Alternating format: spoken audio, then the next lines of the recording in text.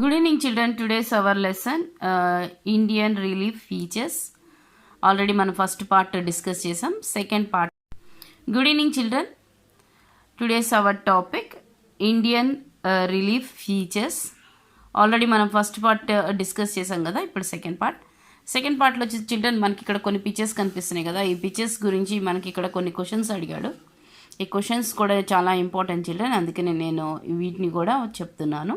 ఇక్కడ మనం చూసినట్లయితే the narrow step valleys formed in Sikkim అని చెప్తున్నాడు. ఇవి వచ్చేసి ఎక్కడ అంటే మనం చూసినట్లయితే ఇక్కడ ఇది ఫస్ట్ది మనకి పిక్చర్ ఇచ్చాడు కదా, 1.3 అనేసి ఇదనమాట. ఈ వ్యాలీ వచ్చేసి ఏం వ్యాలీ అంటే సిక్కిం వ్యాలీ అని చెప్తున్నాడు.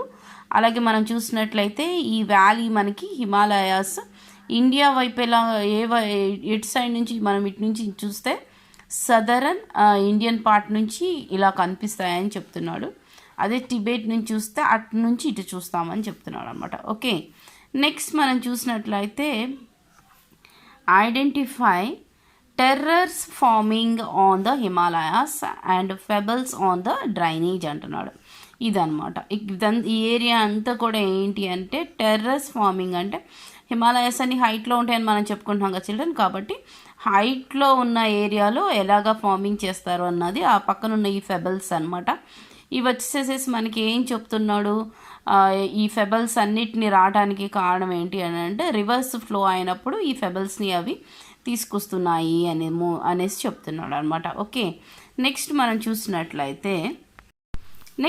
చూసినట్లయితే children different levels of vegetation in Himalayas. ఇక్కడ మనకు కనిపిస్తుంది కదా 1.5 పిక్చర్. ఇది చాలా ఇంపార్టెంట్ పిక్చర్ అనమాట. ఈ పిక్చర్లో మనం చూసినట్లయితే చిల్డ్రన్ మనకు ఫస్ట్గా ఏం చెప్తున్నాడు అని చూసినట్లయితే ఫస్ట్ లెవెల్ అంటున్నాడు. ఈ ఫస్ట్ లెవెల్ వచ్చేసేసి ఏంది, on the top of the mountains అనమాట. ఇక్కడ ఏంది అంటే దెర్ ఈజ్ నో వెజిటేషన్, అంటే ఇదంతా ఐస్తో నిండిపోతుంది కాబట్టి ఇక్కడ ఎటువంటి వెజిటేషన్ అన్నది లేదంటున్నాడు. చిల్డ్రన్ ఈ పిక్చర్ మాత్రం ఎందుకు నేను ఎక్స్ప్లెయిన్ చేస్తున్నానంటే look at the picture and comment on it అనేసి చాలాసార్లు ఈ పిక్చర్ గురించి ప్రీవియస్ ఎగ్జామ్స్లో అడిగాడు అనమాట. అందుకనే నేను ఇక్కడ డిస్కస్ చేస్తున్నాను. ఓకే, అలాగే మనకి నెక్స్ట్ లెవెల్ వచ్చేసేసి సెకండ్ లెవెల్ని మనము ఇక్కడ ఉంది కదా. ఈ సెకండ్ లెవెల్ చూస్తే ఇక్కడ ఏముందని చెప్తున్నాడు, on the hills slopes there is only grass. ఇక్కడ మనకి కేవలం గ్రాస్ మాత్రమే కనిపిస్తుంది అంటున్నాడు.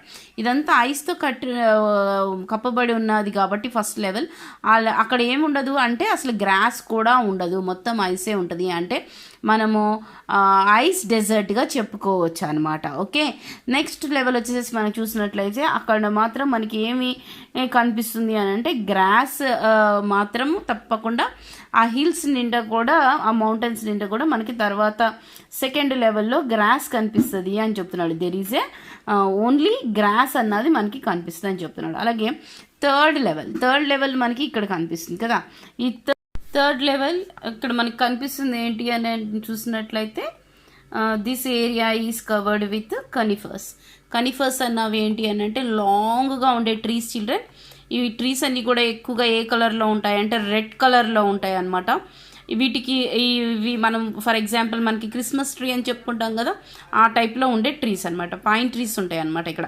ఓకే, ఆ ట్రీస్ వాళ్ళ ఈ ట్రీస్తో ఏమి మ్యానుఫ్యాక్చర్ చేస్తారు అని అంటే మ్యాచ్ బాక్స్ని మ్యానుఫ్యాక్చర్ చేస్తారు. కొన్ని మనం ఇంట్లో యూజ్ చేసుకుని కొన్ని ఫర్నిచర్స్ని కూడా మ్యానుఫ్యాక్చర్ చేస్తారు. అలాగే ఈ పెన్సిల్ కనిపిస్తుంది కదా, ఈ పెన్సిల్ వుడ్ కూడా వీటి వల్ల వచ్చే వుడ్తోనే తయారు చేస్తారనమాట. ఓకే, అలాగే మనం ఇక్కడ చూసినట్లయితే ఈ లొకాలిటీ అంతా కూడా ఎలా ఉంటుందంటే బాగా కూల్గా ఉంటుంది వింటర్ సీజన్లో. అలాగే సమ్మర్ సీజన్లో వచ్చేసరికి వామ్గా ఉంటుంది, అంతేగాని బాగా హాట్గా మాత్రం ఉండదు అనమాట ఈ ఏరియాలో. ఓకే, నెక్స్ట్ మనం తర్వాత వచ్చేసేసి ఫోర్త్ లెవెల్ మనం చూసినట్లయితే ఇక్కడ ఏం చెప్తున్నాడు, next to the level third level తర్వాత this area is covered with the broad leaf trees అని చెప్తున్నాడు కదా. ఇక్కడ బోర్డ్ లీఫ్ ట్రీస్ కనిపిస్తున్నాయి కదా చిల్డ్రన్ మీకు. ఈ ట్రీస్కి ఏంటి అంటే బ్రాంచెస్ ఉండవు అనమాట. ఆ లీఫ్ అన్నది చాలా పెద్దగా ఉంటుంది అనమాట. దాన్నే మనకి బోర్డ్ లీఫ్ అంటున్నాడు. ఫర్ ఎగ్జాంపుల్ మనం చూసినట్లయితే మనకి బనానా ట్రీ కనిపిస్తుంది కదా, బనానా ట్రీ లీఫ్ ఎంత పెద్దగా ఉంటుంది అలాగా పెద్దగా ఉండే లీవ్స్ ఉన్న ట్రీస్ ఇక్కడ ఉంటాయి అనేసి చెప్తున్నాడు. ఓకే, నెక్స్ట్గా ఫిఫ్త్ లెవెల్ మనం చూసినట్లయితే దీన్నే మనం ఏమని చెప్పుకుంటాము అని అంటే తరాయ్ అని ఇక్కడ ఇచ్చాడు కదా.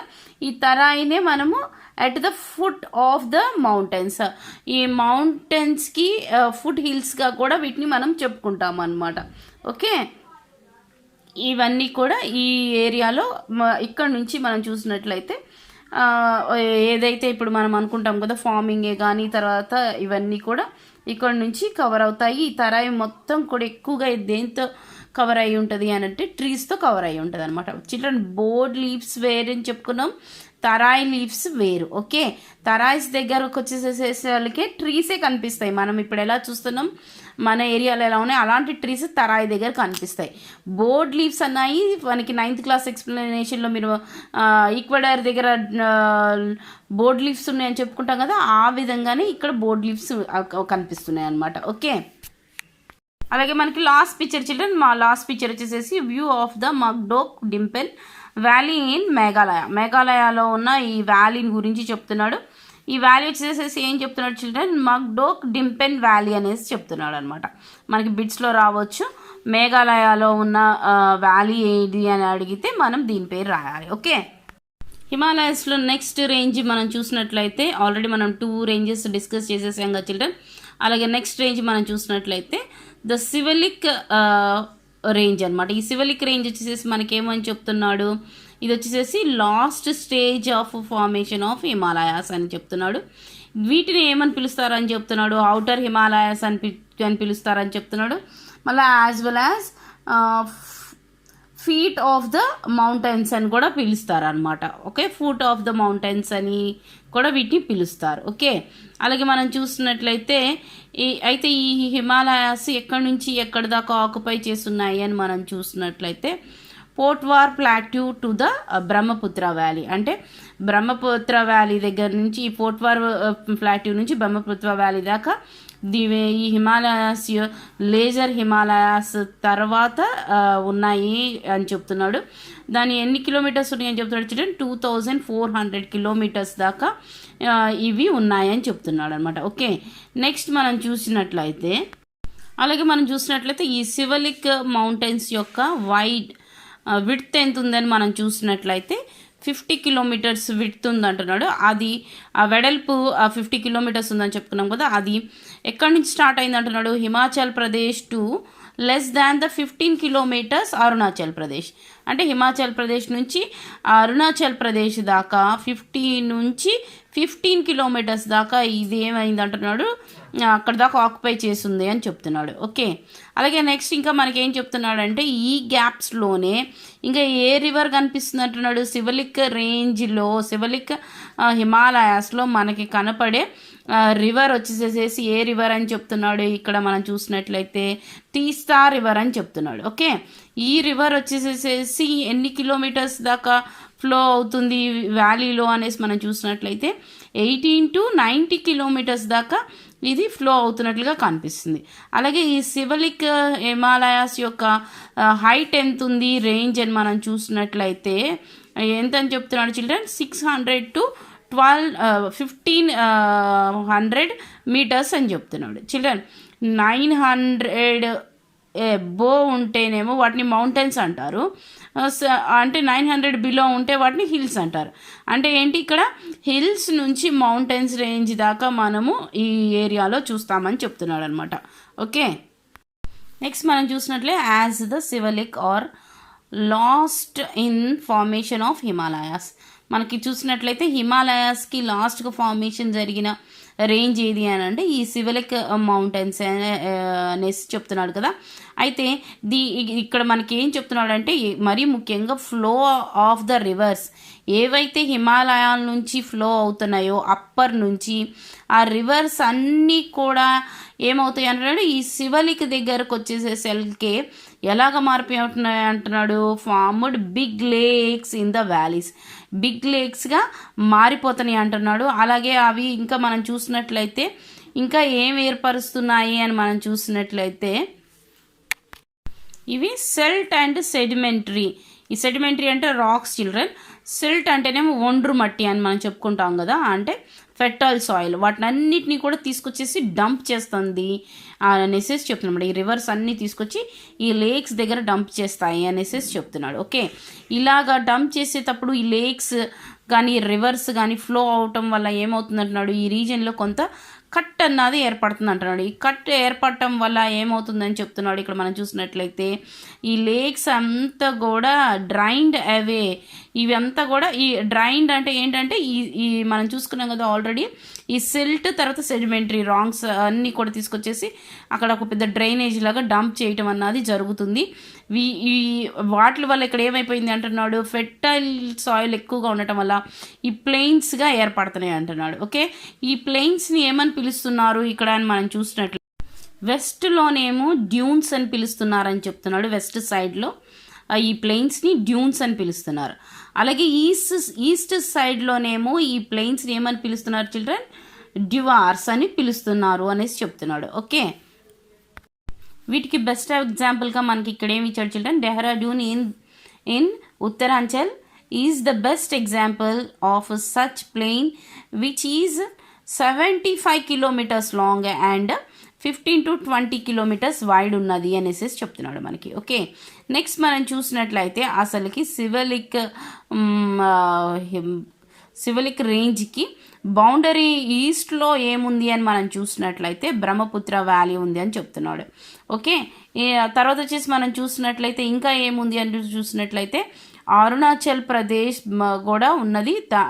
అరుణాచల్ ప్రదేశ్లో ఇంకేముంది అని ఏ వ్యాలీ కనిపిస్తుంది మనకి అని మనం చూసినట్లయితే దిహాంగ్ వ్యాలీ అనేసి చెప్తున్నాడు. ఓకే, ఆ తర్వాత వచ్చేసి మనం చూసినట్లయితే Himalayas take air pin band to the south. ఇది ఈ ఎయిర్ పిన్ బ్యాండ్ ఎలా ఉంటుందంటే ఇలాగ వంగి ఉంటుంది చిల్డ్రన్. ఎయిర్ పిన్ మనం పెట్టుకుంటే ఎలా ఉంటుంది, ఎలాగ దాన్ని క్లోజ్ చేస్తాం ఆ టైప్లో వంగి ఉంటుంది అనమాట.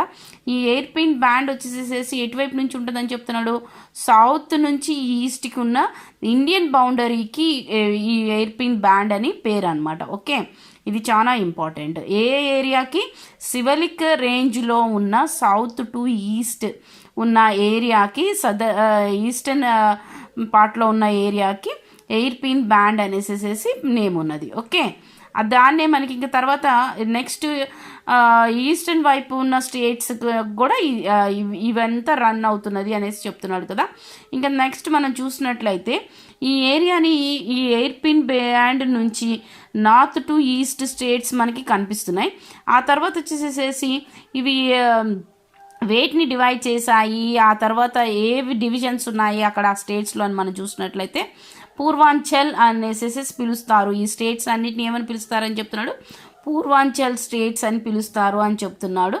ఆ తర్వాత మనం ఇంకా చూసినట్లయితే ఇక్కడ ఏమున్నాయి children, most composed of sedimentary and stones అన్నవి ఈ ఏరియాలోనే, పూర్వాంచల్ అనే ఏరియాలోనే, ఈ స్టేట్స్లోనే మనకి కనిపిస్తాయని చెప్తున్నాడు. అంటే ఫెర్టైల్ సాయిల్ తర్వాత ఈ శాండ్ స్టోన్స్ కూడా మనకి అక్కడ కనిపిస్తాయి అన్నమాట. ఓకే, అయితే ఇంకా మనం చూసినట్లయితే ఈ పూర్వాంచల్ నోన్ యాజ్ పటకాయి హిల్స్.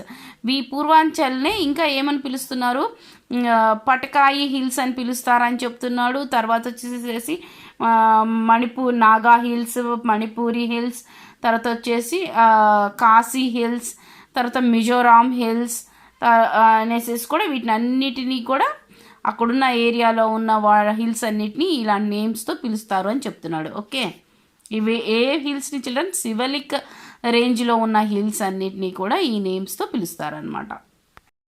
అలాగే చిల్డ్రన్ మనకి ఇక్కడ ఒక ఇది ఇచ్చాడు కదా, మనం చూసినట్లయితే following the look at the following range in the physical map of India. ఇండియాలో మనల్ని వీటిని ఏమని పిలుస్తారని మనం చూసినట్లయితే హిల్స్ అన్నాడు, ఇక్కడేమో స్టేట్స్ అన్నాడు కదా. ఏ స్టేట్స్లో ఏమని పిలుస్తారు ఈ సివలిక్ హిల్స్ని అనేసి, రేంజ్ హిల్లో ఉన్న హిల్స్ని అని మనం చూసినట్లయితే పూర్వాంచల్ హిల్స్ని వచ్చేసేసి మనం చూసినట్లయితే అరుణాచల్ ప్రదేశ్, అస్సాం, నాగాల్యాండ్, మణిపూర్, మిజోరాం, మేఘాలయ, త్రిపుర ఈ ఏరియాలన్నింటిలో కూడా పూర్వాంచల్ హిల్స్ అనేసి పిలుస్తారనమాట. ఓకే, తర్వాత వచ్చేసేసి పటకాయి హిల్స్ అనేసి ఎక్కడ పిలుస్తారని మనం చూసినట్లయితే అస్సాం, అరుణాచల్ ప్రదేశ్లో పిలుస్తారు అనమాట. తర్వాత నాగా హిల్స్ అనేసి ఎక్కడ పిలుస్తారంటే నాగాల్యాండ్లో పిలుస్తారు. అలాగే మణిపూరి హిల్స్ అని ఎక్కడ పిలుస్తారు అని మనం చూసుకున్నట్లయితే మణిపూర్, మిజోరాంలో పిలుస్తారని చెప్తున్నాం అనమాట. ఓకే,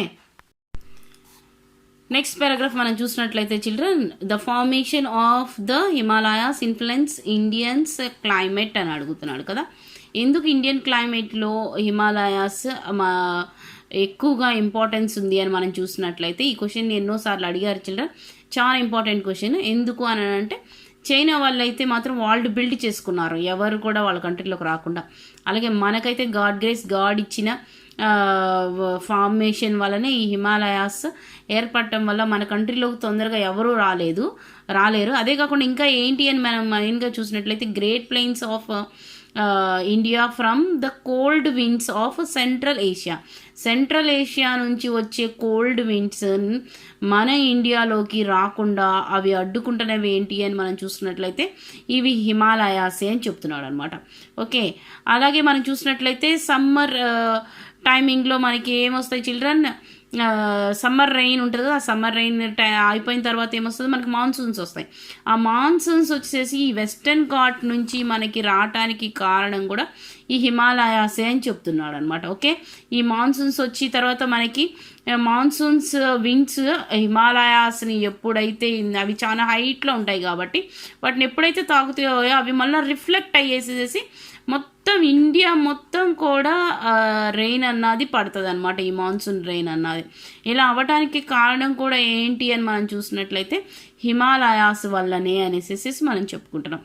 అవే హిమాలయాస్ లేకపోతే మన ఇండియా ఎలాగ మారిపోయేది అని అంటే అది డ్రైగా, అంటే ఒక డెజర్ట్ లాగా మారిపోయేది అనేసి చెప్పుకుంటున్నాం అనమాట. ఓకే, అలాగే మనం చూసినట్లయితే హిమాలయాస్లో ఉన్న గ్లాషియర్స్ ఉన్నాయి కదా, ఈ గ్లాషియర్స్ వల్ల సమ్మర్లో ఏమవుతుందని చెప్పుకుంటున్నాం, అవి మెల్ట్ అయిపోతాయి సన్ రేస్ వల్ల. ఓకే, అలా మెల్ట్ అయిన గ్లాషియర్స్ వల్ల వాటర్ అంతా కూడా ఏమవుతుంది, రివర్ లాగా ఫ్లో అవుతున్నాయి అని చెప్పుకుంటున్నాం. దాన్నే మనం ఏం చెప్తున్నాము, అదే మనం పెరానియల్ రివర్స్ అనేసి చెప్తున్నాం. అంటే త్రూ ద ఇయర్ మొత్తం ఫ్లో అయ్యే రివర్స్ అనమాట. దాన్నే మనం పెరానియల్ రివర్స్ అని చెప్పుకుంటున్నాం కదా. ఆ రివర్స్కి ఫీడ్ చేసేది ఏంటి అని అంటే ఫీడ్ బై ద గ్లాషియర్స్.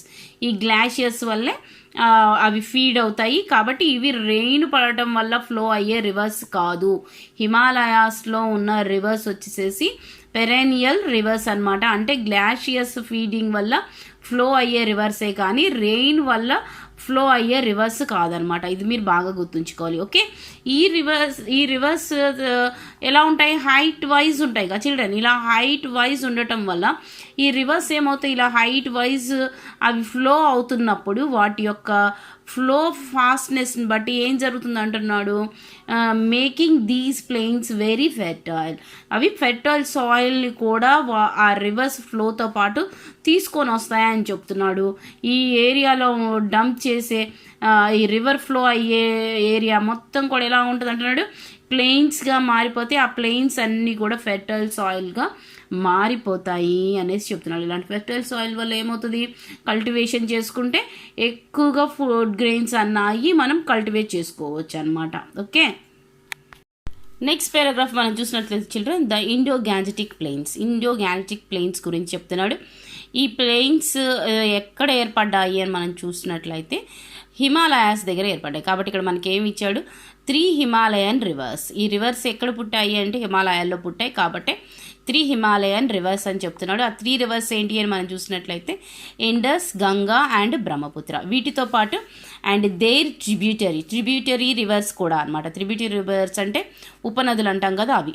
వాటి రిజల్ట్ ఏందంటున్నాడు, result in the formation of great northern plains అని చెప్తున్నాడు కదా. నార్త్లో ఉన్న ప్లెయిన్స్ అన్నీ కూడా గ్రేట్ ప్లెయిన్స్. వీటి వల్ల ఏర్పడ్డాయి అంటే ఈ ఇండస్, గంగా అండ్ బ్రహ్మపుత్ర వీటి వల్ల ఏర్పడ్డాయి అన్నాడు. అవి ఎప్పుడు ఏర్పడ్డాయి అని మనం చూసినట్లయితే అబౌట్ 20 మిలియన్ ఇయర్స్ ఎగోనే ఈ వీటి వల్ల ఈ గంగా తర్వాత వచ్చేసి బ్రహ్మపుత్ర ఇండస్ రివర్స్ వల్ల ఈ ప్లెయిన్స్ అన్నాయి ఏర్పడ్డాయి అని చెప్తున్నాడు. ఓకే, అయితే ఈ ప్లెయిన్స్ ఏర్పడిన తర్వాత ఏం జరిగింది అంటున్నాడు, అవి ఫ్లో, ఇవి మొత్తం మనం ఏమని చెప్పుకున్నాం ఆల్రెడీ, ఇవి ఇయర్ అంతా ఫ్లో అవుతాయని చెప్పుకున్నాం కదా.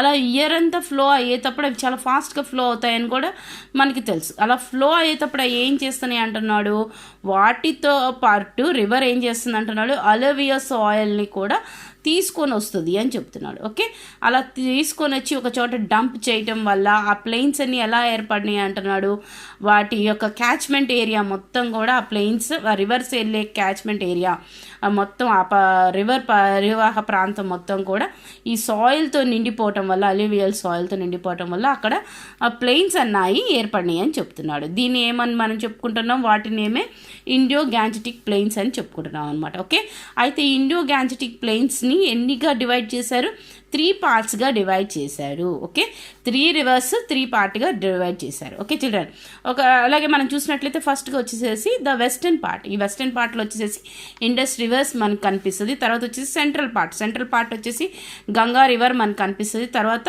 ద ఈస్టర్న్ పార్ట్ వచ్చేసి బ్రహ్మపుత్ర రివర్ యొక్క క్యాచ్మెంట్ ఏరియా మనకు కనిపిస్తుంది. ఓకే, అలాగే మనకి ఇక్కడ ఫస్ట్ ఏమి ఇచ్చాడు చిల్డ్రన్, ద వెస్టర్న్ పార్ట్ వచ్చేసేసి ఇండస్ రివర్ గురించి చెప్తున్నాడు. Indus river and it's tributaries అనేసి చెప్తున్నాడు. అంటే ఇండస్ రివర్ తర్వాత ట్రిబ్యూటరీ రివర్స్ గురించి చెప్తున్నాడు.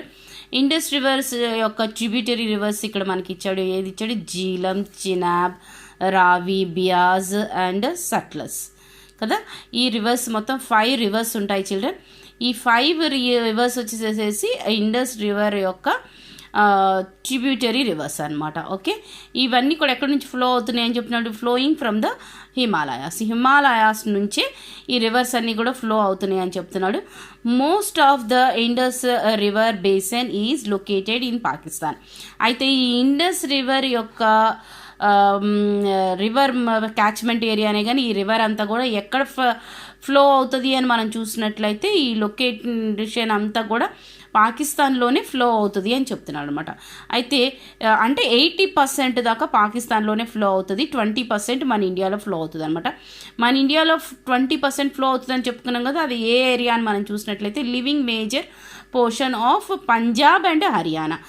ఎక్కడ ఫ్లో అవుతుంది Indus river, Punjab and Haryana లో మాత్రమే ఫ్లో అవుతుంది. దాన్ని ఏమని చెప్తున్నాడు, Punjab and Haryana plains in ఇండియాలో ఫ్లో అయ్యే ఏరియా వచ్చేసి ఇండస్ రివర్. ఏది children, very important bit children. Okay, Punjab and Haryana. Okay, ఈ రీజన్ని ఏమని పిలుస్తామని చెప్తున్నాడు, దోబ్ అని పిలుస్తున్నాడు. ఇది కూడా వెరీ ఇంపార్టెంట్ బిట్. దోబ్ అంటే ఏంటి అని మనం చూసినట్లయితే మీనింగ్ ఏంటి అని మనల్ని అడుగుతాడు. The land between the converging rivers అనమాట. అంటే ఏంటి, ఆ ల్యాండ్ 2 రివర్ల మధ్య, ఇలా 2 రివర్లు ఫ్లో అవుతుంటే ఈ మధ్య ప్రాంతాన్నే ఏమని పిలుస్తాము అంటే దోబ్ అని పిలుస్తాం అనమాట. ఓకే, 2 రివర్స్ ఫ్లో అవుతున్నప్పుడు ఆ మధ్య ప్రాంతాన్ని దోబ్ అని పిలుస్తారు. ఈ దోబ్లో ఎలాంటి సాయిల్ ఉంటుంది అని అంటే మొత్తం అలువియల్ సాయిల్ ఉంటుంది అనమాట. చాలా ఫెర్టైల్ సాయిల్ ఉంటుంది. అక్కడ ఏవి కల్టివేట్ చేసినా కానీ ఆ మంచి ప్రాఫిట్ ఉంటుంది అనమాట. ఓకే, దాన్నే మనకి చెప్తున్నాడు. నెక్స్ట్ పాయింట్ మనం చూసినట్లయితే ద సెంట్రల్ పార్ట్ కదా, the central part is known as the Ganga plains. ఇది వచ్చేసేసి గంగా ప్లెయిన్స్ గురించి చెప్తున్నాడు చిల్డ్రన్. మనం ఆల్రెడీ ఇండస్ రివర్ దగ్గర మనం ఏమేమి చెప్పుకున్నాం, 80% వచ్చేసేసి పాకిస్తాన్లో ఫ్లో అయితే 20% మాత్రమే మన ఇండియాలో ఫ్లో అవుతుందని చెప్పుకున్నాం. కానీ ఈ సెంట్రల్ పార్ట్లో ఫ్లో అయ్యే గంగా రివర్ మాత్రం 100% అది మన ఇండియాలోనే ఫ్లో అవుతుంది అనమాట. ఓకే, అయితే ఇక్కడ మనకి ఏం చెప్తున్నాడు, it extends from the rivers వచ్చేసేసి ఎక్కడి నుంచి ఎక్కడి దాకా ఎక్స్టెండ్ అయ్యి ఉంది ఈ రివర్ అని మనం చూసినట్లయితే గాగర్ టు తీస్తా. ఓకే, ఈ గాగర్ ఇక్కడ ఉంటే ఈ పార్ట్ నుంచి తీస్తా ఇక్కడ ఉంటే ఇక్కడ దాకా కూడా ఏమవుతుంది, ఈ రివర్ అన్నది ఫ్లో అవుతుంది అనేసి చెప్తున్నాడు అనమాట. ఓకే, అయితే this part is mainly spread in the states of Uttar Pradesh and Bihar. ఈ రివర్ వచ్చేసేసి ఎక్కువగా ఏ స్టేట్స్ మధ్య ఇది స్ప్రెడ్ అయి ఉంది అని మనం చూసినట్లయితే అది వచ్చేసి ఉత్తరప్రదేశ్, తర్వాత బీహార్. ఇంకా మనం వేరే స్టేట్ నుంచి కూడా ఇది ఫ్లో అవుతుందా అని మనం చూసినట్లయితే ఇంకా కొంత భాగం వచ్చేసేసి అండ్ పార్ట్లీ ఇన్ ఇక్కడ మనం చూసినట్లయితే ఏం కనిపిస్తుంది, హర్యానా, జార్ఖండ్ అండ్ వెస్ట్ బెంగాల్ ఈ ప్రాంతాల్లో కూడా ఏమవుతుంది, ఈ గంగా రివర్ అన్నది ఫ్లో అవుతుంది.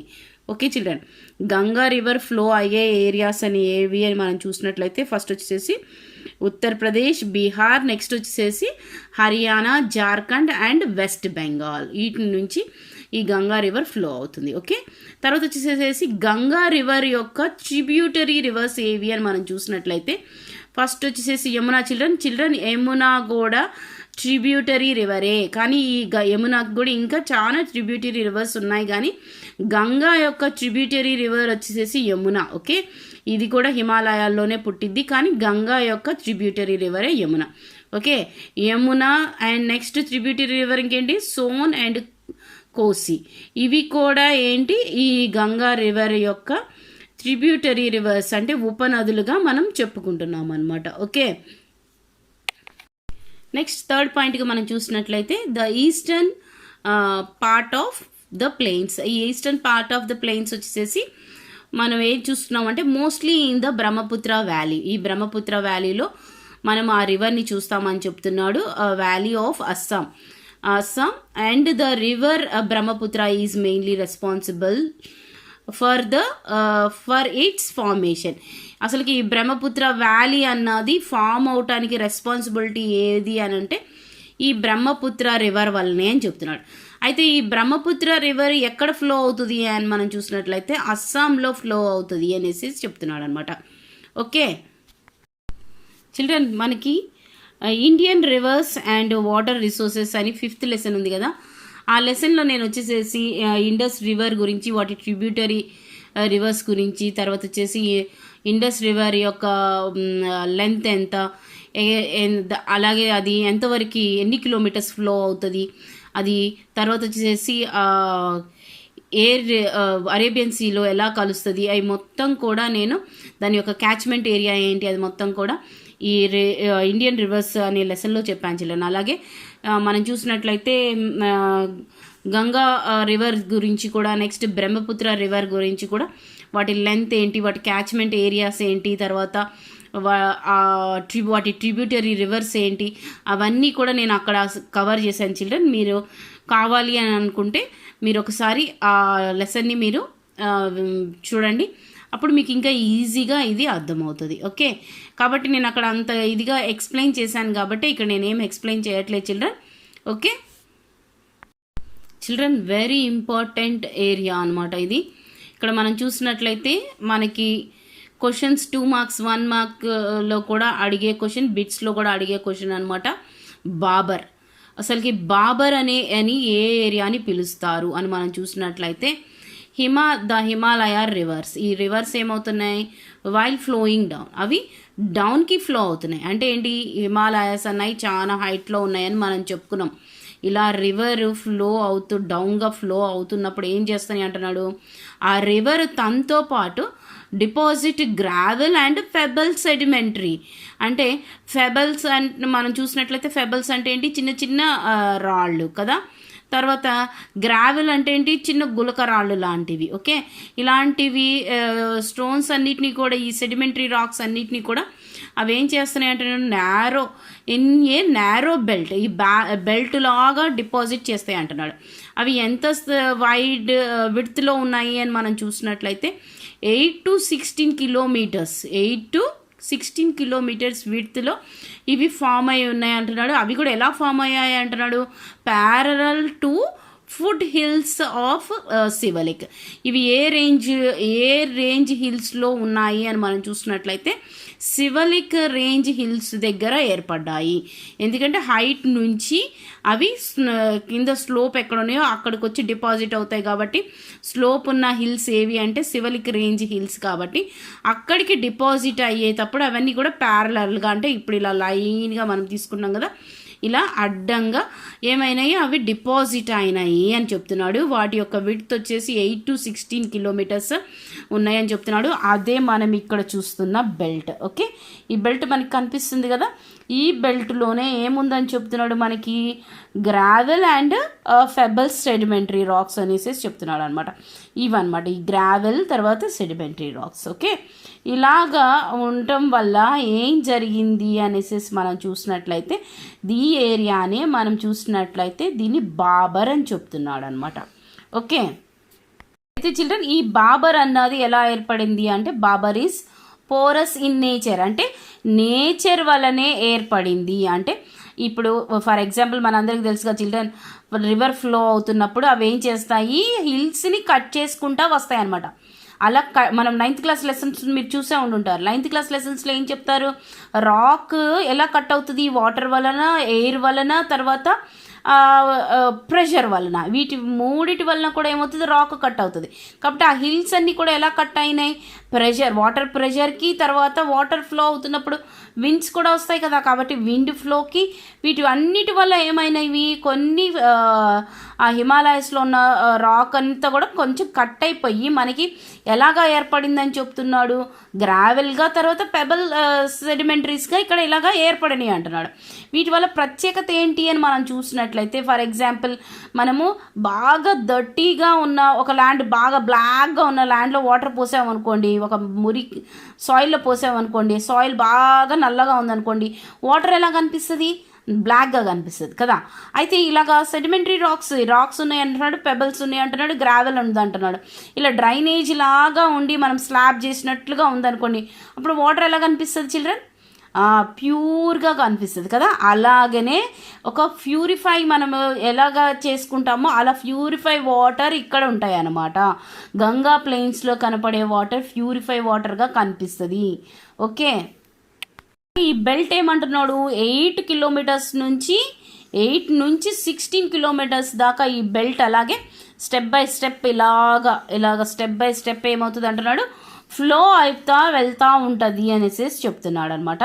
దాన్నే మనకేం చెప్తున్నాడు, parallel to foothills of Shivalik అని చెప్తున్నాడు. అంటే శివలిక్ రేంజ్లో ఉన్నది అని చెప్తున్నాడు అనమాట. ఆ బెల్ట్ వచ్చేసేసి ఇక్కడ మనకి పిక్చర్ చూపిస్తున్నాడు కదా చిల్డ్రన్, ఇదే అనమాట ఆ పిక్చర్. ఓకే, దీన్నే ఏమని మనం పిలుస్తున్నాం, బాబర్ అని పిలుస్తున్నాం. ఓకే చిల్డ్రన్, ఇక్కడ మనం చూసినట్లయితే ఇప్పుడు టెరాయి గురించి మనకి చెప్తున్నాడు. ఓకే, టెరాయ కానీ తరాయ కానీ చిల్డ్రన్ ఓన్లీ ఓవెల్స్ సౌండ్స్ అవి మనం ఎలాగైనా పలుకొచ్చు. కాబట్టి ఇక్కడ 90% మనకి ఏమంటే టెరాయ్ అనమాట. ఈ టెరాయ్ అనే ఏరియా ఎలాగ పిలుస్తారు, ఏ ఏరియాని పిలుస్తారు అని మనం చూసినట్లయితే స్మాల్ రివర్స్ అండ్ స్ట్రీమ్స్ అని చెప్తున్నాడు. ఓకే, ఈ బాబర్ వల్ల ఏమవుతుంది, స్మాల్ రివర్స్ అండ్ స్ట్రీమ్స్ అంటే మనం చెప్పుకుంటాం కదా, స్మాల్ రివర్స్ అంటే చిన్న చిన్న ఉపనదులు, తర్వాత వచ్చేసి స్ట్రీమ్స్ అంటే నీటి ఊటలు అని చెప్పుకుంటాం కదా, సరస్సులు అనేసి అవి. ఓకే, ఈ streams flow underground through the Bhabar అంటున్నాడు. అంటే బాబర్ అంటే మనకు అర్థమైంది ఏంటి, ఇక్కడ మనం గ్రావెల్ అని చెప్పుకున్నాము, తర్వాత పెబల్స్ అని చెప్పుకున్నాం. ఫర్ ఎగ్జాంపుల్ నేను ఇక్కడ పిక్చర్ వేస్తున్నా చూడండి, ఇలాగా ఉన్నాయనుకోండి, ఇదంతా కూడా ఇలా ఉన్న వాటిలో నుంచి ఈ రాక్స్ లోపల నుంచి ఏమవుతుంది, వాటర్ ఇలా కిందకి ప్రవహిస్తుంది కదా చిల్డ్రన్, ఈ కట్స్లో నుంచి వెళ్తుంది కదా, ఆ చిన్న చిన్న స్టోన్స్ లోపల నుంచి వెళ్తుంది కదా, అలాగా ఏమవుతుందని చెప్తున్నాడు, అండర్ గ్రౌండ్ త్రూ బాబర్, ఈ బాబర్ నుంచి కూడా అవి ప్రవహించి ఏమని చెప్తున్నాడు, రీఅపియర్ ఇన్ లోవర్ ఏరియాల దగ్గర ఏమవుతుంది అంటున్నాడు, మళ్ళీ అది మనకి కనిపిస్తుంది అంటున్నాడు. ఇలాగా ఈ స్టోన్స్ వల్ల కొంత ఫెర్టైల్ సాయిల్ని కూడా తీసుకొచ్చి ఒక చాట అవి డంప్ చేస్తాయి అనమాట. అవి డంప్ చేసేదాన్నే మనకి ఏమని చెప్తున్నాడు, స్వాంపీ అని చెప్తున్నాడు. Okay, from A swampy and మనం చూసినట్లయితే మార్షి, ఈ ఏరియాలో మనకి ఏమని నేమ్ ఇచ్చాడు, స్వాంపీ అండ్ మార్షి. ఈ రీజన్ ఈజ్ కాల్డ్ ఏమని చెప్తున్నారు, టెరాయ్ రీజన్ అనేసి చెప్తున్నాడు అనమాట. టెరాయ్ అంటే మనం ఏం చెప్పుకున్నాం చిల్డ్రన్, ఫుడ్ హిల్స్ ఆఫ్ శివలిక్ కదా. ఈ ఫుడ్ హిల్స్ ఉన్న శివలిక్ రేంజ్లోనే ఈ టెరాయ్ అనే ప్రాంతం ఉందని మనకు అర్థమైంది. ఓకే, అయితే ఈ టెరాయ్ వచ్చేసి దేనికి ఫేమస్గా ఉండేది మన ఇండియాలో ఒకప్పుడు అని మనం చూసినట్లయితే, the reason had thick forest. ఎలాంటి రీజన్గా కనిపిస్తుంది ఇది, థిక్ ఫారెస్ట్గా మనకు కనిపిస్తుంది. అండ్ మనం చూసినట్లయితే వైల్డ్ లైఫ్ అంటే వైల్డ్ యానిమల్స్ కూడా ఇక్కడ ఉన్నట్లుగా మనకు కనిపిస్తుంది. తర్వాత ఏం జరిగింది అంటున్నాడు, మైగ్రేట్ అయ్యి ఇండియాకి చాలామంది వచ్చిన తర్వాత ఈ ఏరియాని మొత్తం కూడా ఈ టెరైజ్ రీజన్ని జోన్ని మొత్తాన్ని కూడా వీళ్ళు ఎలాగ మార్చారని చెప్తున్నాడు, ఫర్ అగ్రికల్చర్ ల్యాండ్గా వీళ్ళు దీన్ని మార్చేశారు అనేసి చెప్తున్నాడు అనమాట. ఓకే, ఇలాగ వీళ్ళు అగ్రికల్చర్ ల్యాండ్గా ఎందుకు మార్చారు అని మనం చూసినట్లయితే children, south of the Terai region, ఈ తెరాయ్ రీజన్లో సౌత్ సైడ్లో ఎలాంటి సాయిల్ ఉందని చెప్తున్నాడు, ఫైన్ అలోవియల్ ప్లెయిన్స్ ఏర్పడ్డాయి. కాబట్టి అక్కడ అగ్రికల్చర్ చేస్తే ఏ సీడ్ వేసినా కానీ అది ప్రొటలైజ్ అయ్యే ఇది దేనికి ఉంది, ఆ సాయిల్కి ఉంది. కాబట్టి వాటిని అగ్రికల్చర్ ల్యాండ్గా మార్చేసేసి ఎక్కువ ప్రాఫిట్స్ తీసుకోవటం కోసం అనేసి ఆ ఫారెస్ట్ని అంతా కూడా డిస్ట్రాయ్ చేసి అగ్రికల్చర్ ల్యాండ్గా మార్చేసినట్టుగా కనిపిస్తుంది. దానికి కారణం మెయిన్గా మనం చెప్పుకోవాలంటే ఏం చెప్తున్నాడు, ఫైన్ అలోవియల్ ప్లెయిన్స్ అనేసి చెప్తున్నాడు అనమాట. ఓకే.